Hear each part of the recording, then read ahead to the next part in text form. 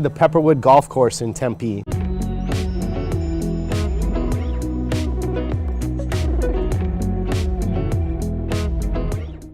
think we had seen it a month or two earlier. We'd done a little bit of research on it. We were ready for it. We tried to look at it operationally. Yep. But then we tried to look at it as straight value of the land. Yep. We looked at it, maybe rezoning it, but had some hair attached to it. Well, it's a golf course in the middle of houses and Right. townhomes and Right. all kinds of stuff at Right. like Mill and Baseline, Right. Kyrene and Baseline. So we got to the auction, nobody else is there. We were going to get it. Did we have the money to pay for it?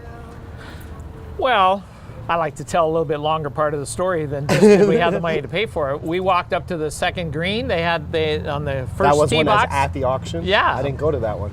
We went to the first tee box. Nobody else showed up. We look around, and they said opening bid $2 million, and we said plus $1, and they said you own it. So how long did you have to pay for it?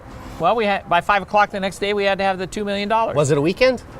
Did we have the weekend, or no, was it okay? We did not. Sometimes have the weekend. we had the weekend. No, we didn't have the weekend, so we had to have it by the next day, and we didn't have the $2 million in the bank, but we now own.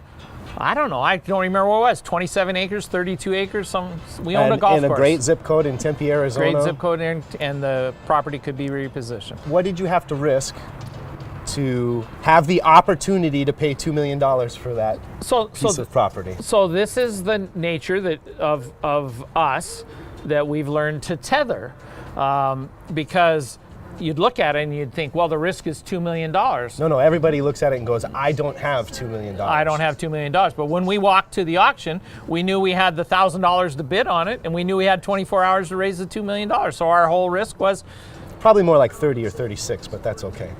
Nobody's counting. 30 or 36 hours till 5 o'clock the next day. Right, because it was at noon instead of, we just had to pay for it the next day. So the actual risk was $1,000 to $5,000, whatever our research was, and whatever our deposit was. So if we didn't pay for it the next day at 5 o'clock. It went back to the bank, and they no took harm, our no foul. $5,000. No harm, no foul. And so, long story short, where'd you get the money? We got on the phone and told people what we had captured, and they agreed with our assessment, and we got a loan and put down our equity, and we owned the property, and that property probably had $1.5 million of equity in it. Did you have it sold? We did not have it sold, but 4 or 5 months later we had it sold, and now it's condos. Very much an opportunistic deal. Yeah. And so I think, I'm just going to reiterate, I think a lot of people look at that transaction or that research. Number one, they wouldn't be in the marketplace, but even if they are in the marketplace, a lot of times they'll stop and they'll say, I don't have $2 million.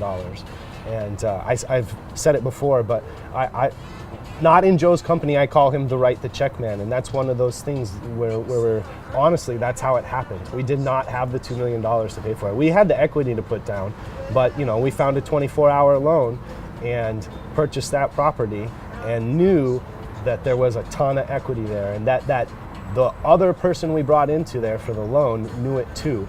And it's great to have your opportunistic radar validated after you purchase something like that, regardless of being able to sell it months later.